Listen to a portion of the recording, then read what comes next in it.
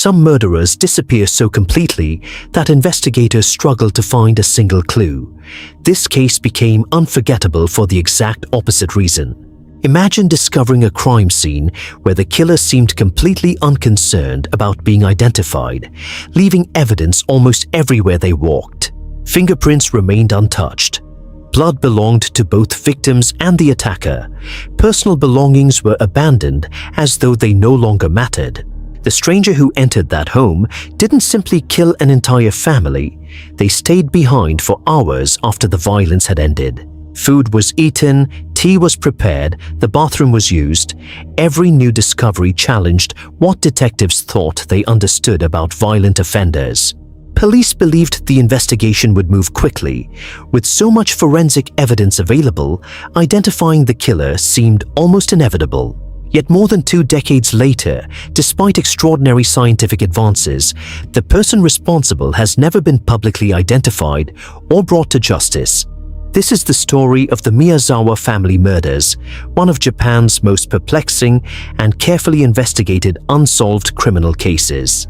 To understand why this mystery still captivates investigators, we first need to understand the family whose ordinary lives ended so unexpectedly. The Miyazawa family lived in Setagaya, a residential district in Tokyo known for its quiet streets and family-friendly neighborhoods. Although Tokyo is often associated with crowded intersections and endless movement, Setagaya offered a noticeably calmer pace of everyday life. Children played in nearby parks, neighbors recognized familiar faces. It was the kind of community where daily routines rarely attracted attention. Among those routines was the life of 44-year-old Mikio Miyazawa, his wife Yasuko, and their 2 young children. Their daughter Nina was 8 years old. Their son Rei was 6, still young enough to fill the house with playful energy. Nothing about the family suggested they would someday become known far beyond Japan through one of the country's greatest unsolved mysteries.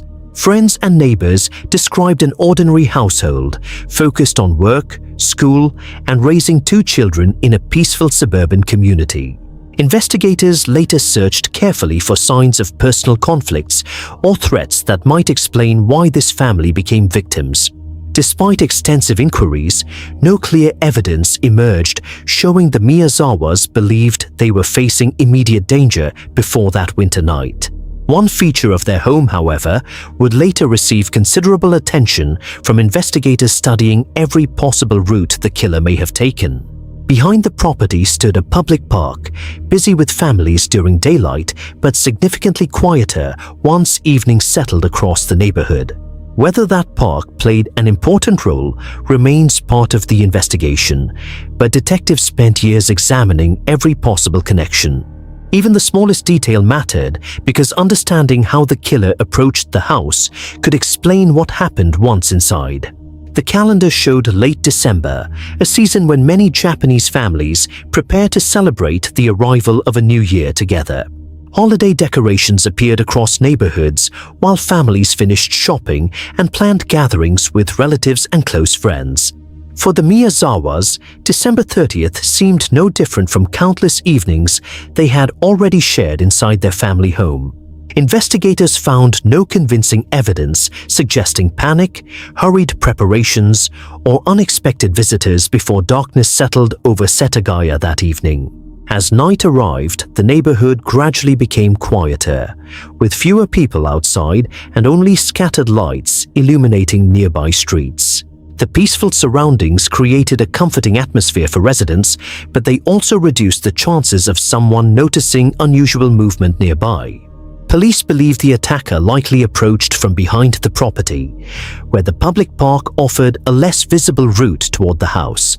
Evidence later suggested the upstairs bathroom window may have provided the point through which the intruder gained access to the home.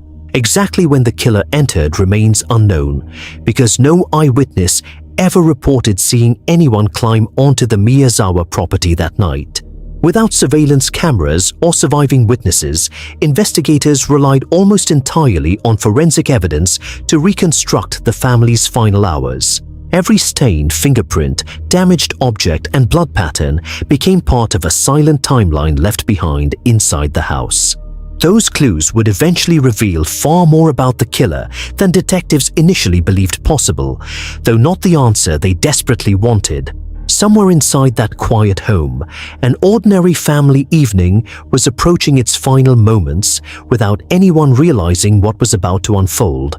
The first encounter between the intruder and the Miyazawa family would soon begin a mystery that investigators are still trying to solve today. Investigators believe the first confrontation happened on the upper floor, shortly after the intruder entered through the upstairs bathroom window. Exactly what was said, or whether any words were exchanged at all, will never be known. The evidence cannot answer that question. What it does reveal is that Mikio Miyazawa resisted. The physical evidence points to a fierce struggle between homeowner and intruder. Furniture shifted, blood was left behind. The attacker didn't escape the confrontation without suffering injuries of their own. That single detail would later become one of the investigation's greatest sources of hope, and eventually one of its deepest frustrations. The attacker's blood mixed with the evidence already covering the scene, creating an opportunity detectives rarely encounter in homicide investigations. At first, investigators believed identifying the owner of that blood would only be a matter of time. But before science could begin answering questions, detectives first needed to understand what happened inside the rest of the house. Based on the forensic evidence, investigators reconstructed the movements that followed after the initial struggle with Mikio. The remaining members of the family had little opportunity to react before the violence reached them. Every conclusion about those final moments comes from careful forensic reconstruction, not eyewitness testimony or recorded evidence. Out of respect for the victims and their families, the precise details of the killings are often presented with restraint by investigators. When investigators completed their initial reconstruction, one conclusion stood out. The violence had ended, but the intruder had not immediately left the house. Instead, the evidence suggests the killer moved calmly through different rooms, behaving in ways detectives found almost impossible to explain. There was no indication of panic, no desperate attempt to escape before police or neighbors might arrive. Everything pointed towards someone who believed they had time and acted as though they were completely alone inside the house. Investigators found signs that food from the family's kitchen had been eaten after the murders. Dirty dishes, opened containers, and food remnants suggested the killer paused to satisfy basic needs before leaving. They also appear to use the bathroom, adding another deeply unusual layer to an already extraordinary crime scene. Detectives struggled to understand the psychology behind someone who behaved with such confidence after committing multiple murders. Criminal profilers considered whether the offender felt unusually comfortable in unfamiliar surroundings or simply believed there was no immediate risk. Every minute spent inside the house increased the chances of leaving behind additional evidence. Ironically, those additional traces would eventually produce one of the largest collections of forensic evidence ever recovered from an unsolved Japanese homicide. Detectives believed the crime scene itself had become the investigation's most important witness. By the time investigators finished documenting the house, they realized they were dealing with one of the richest forensic crime scenes in Japanese history. Thousands of photographs were taken. Every room was measured, mapped, and carefully preserved before anything was removed. Fingerprints, footprints, blood samples, clothing fibers, and personal belongings were catalogued with extraordinary precision. Detectives believed the killer had unknowingly left behind enough information to reveal almost everything except a name. The investigation quickly expanded beyond the boundaries of Tokyo as specialists across Japan joined the effort. Laboratories examined biological evidence, while forensic experts compared every trace against existing criminal databases. Investigators also reconstructed the suspect's likely physical characteristics using the evidence recovered from inside the home. Despite this remarkable level of detail, one essential question remained unanswered. Who was he? Every promising lead eventually reached the same frustrating conclusion. The evidence described the suspect but never revealed his identity. As weeks turned into months, public attention grew, and the case became one of the most closely followed criminal investigations in modern Japan. Tips poured into police stations, but separating meaningful information from speculation became an enormous challenge. Yet hidden within the mountain of evidence was a discovery that would make this investigation unlike almost any other homicide case in history. Among the thousands of pieces of evidence collected, one discovery immediately captured investigators' attention. The killer had left behind their clothing. Investigators documented every garment with extraordinary care, believing the fabric itself might eventually identify the person who wore it.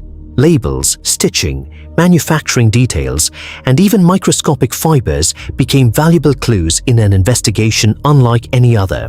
Some of the garments appeared common, while others immediately suggested connections extending beyond Japan. Detectives carefully traced manufacturers, retailers, and distribution records, hoping one purchase might lead directly to the suspect. The search eventually crossed international borders as police requested assistance from manufacturers and authorities overseas. Every confirmed detail narrowed certain possibilities, while opening entirely new questions investigators had never expected to ask. Yet clothing was only the beginning. The killer had unknowingly left something even more valuable behind. Investigators recovered biological evidence belonging to the attacker, creating opportunities that many homicide detectives never receive. Advanced testing revealed information about ancestry and blood type, details that dramatically shaped the direction of the investigation.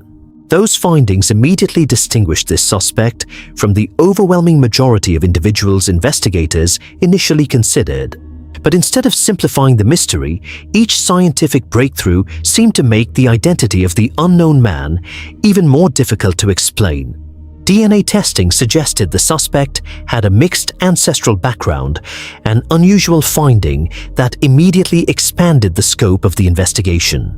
Investigators emphasized that ancestry alone could never identify a person, but it offered valuable direction for future investigative work. Specialists compared military records, immigration data, employment histories, and international travel information whenever legally available. Thousands of names were examined, yet every promising lead eventually reached the same disappointing conclusion. None of the available records matched the extraordinary combination of evidence recovered from the Miyazawa home. The fingerprints remained unidentified, the DNA remained unmatched, the mystery only deepened. Detectives also examined the suspect's physical characteristics, estimated from footprints, clothing, and biological evidence. The evidence suggested someone relatively young, physically capable, and familiar with moving confidently through unfamiliar surroundings. Even these conclusions remained probabilities rather than certainties, and investigators treated them with appropriate caution. Public speculation grew rapidly, but detectives repeatedly warned against drawing conclusions unsupported by evidence. As months became years, countless theories emerged, yet almost all collapsed when tested against the forensic record. The science remained consistent, the facts remained unchanged, only the unanswered questions continued to grow.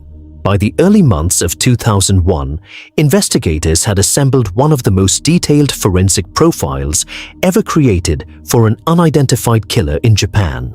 They could estimate his height, blood type, ancestry, clothing, and even reconstruct parts of his movements inside the house.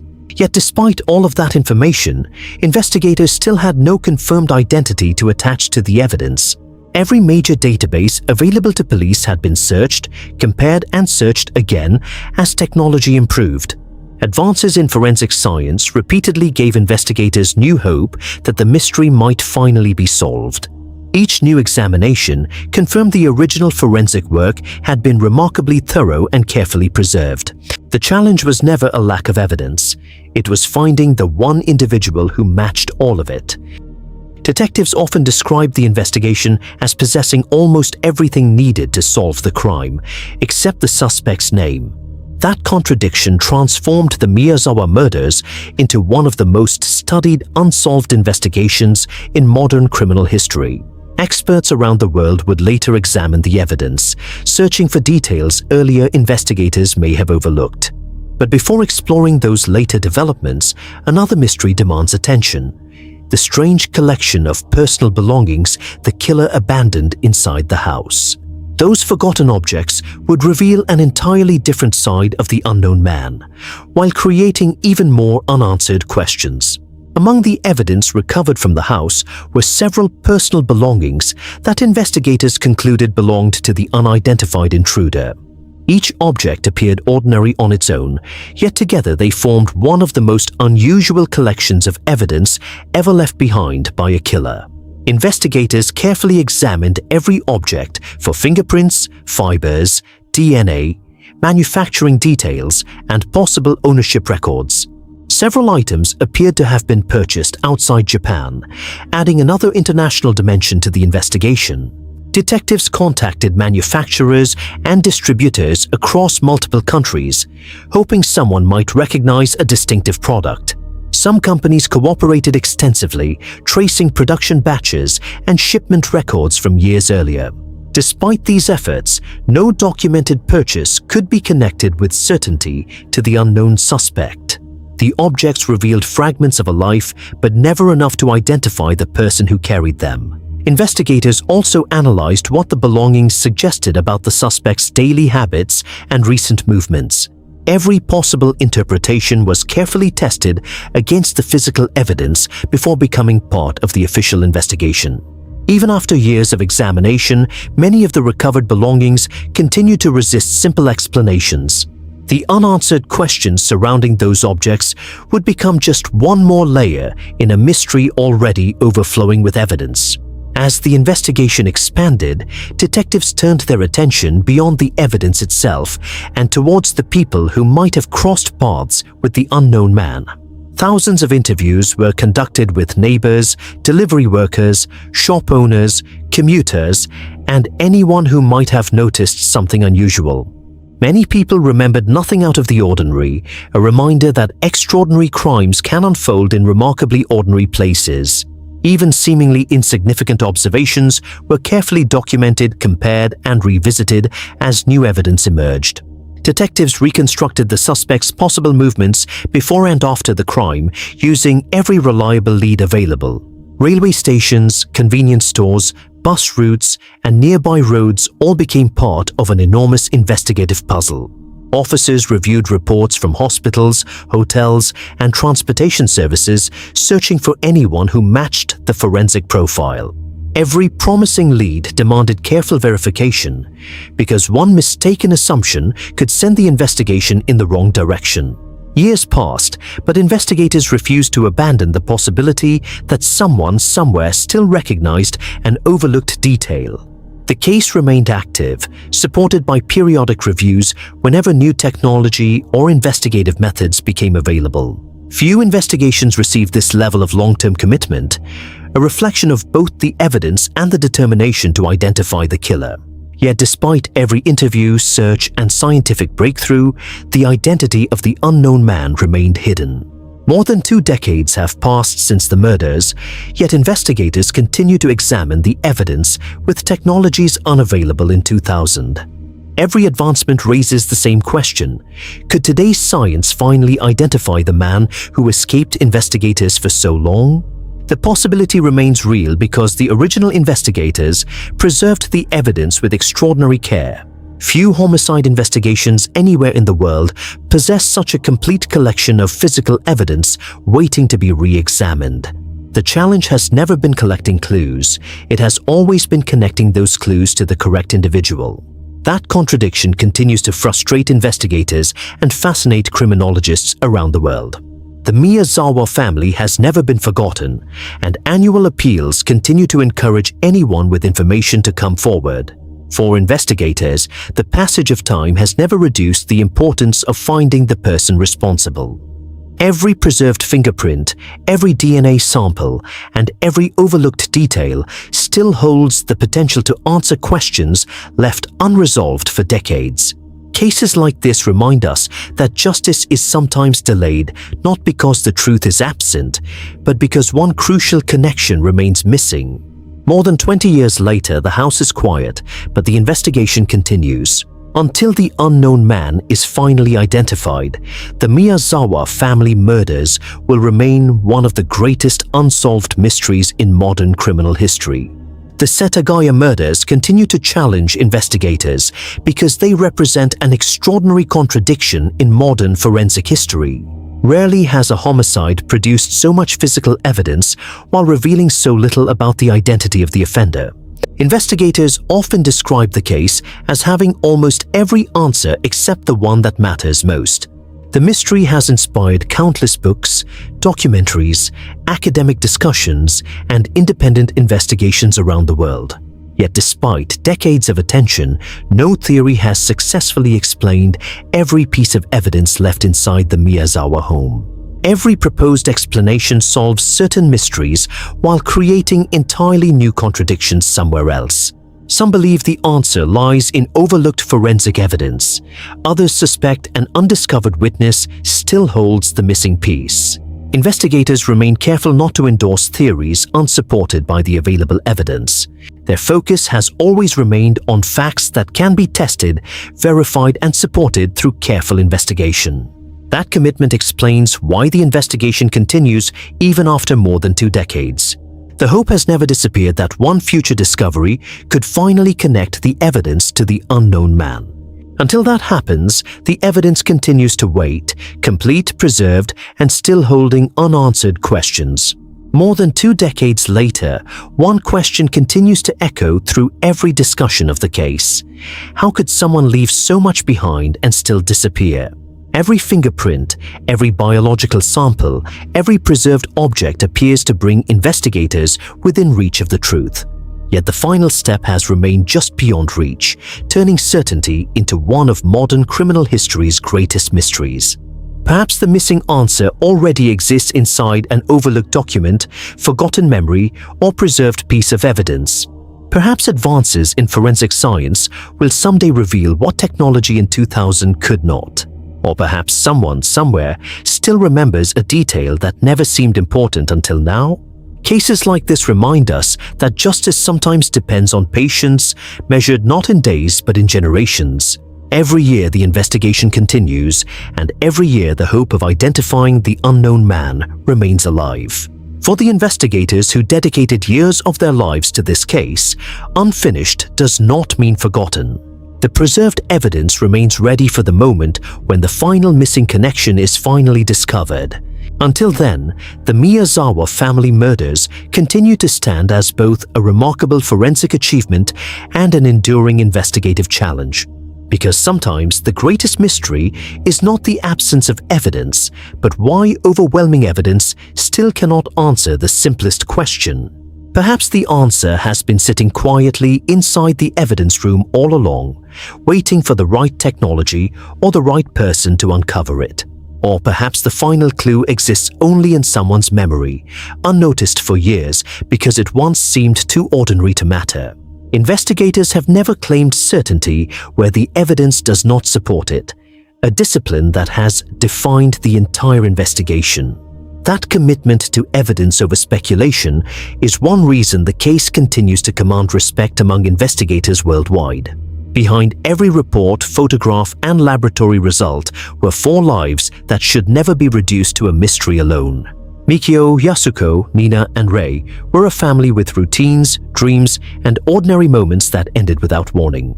More than 2 decades later, their story continues to inspire investigators to search for answers.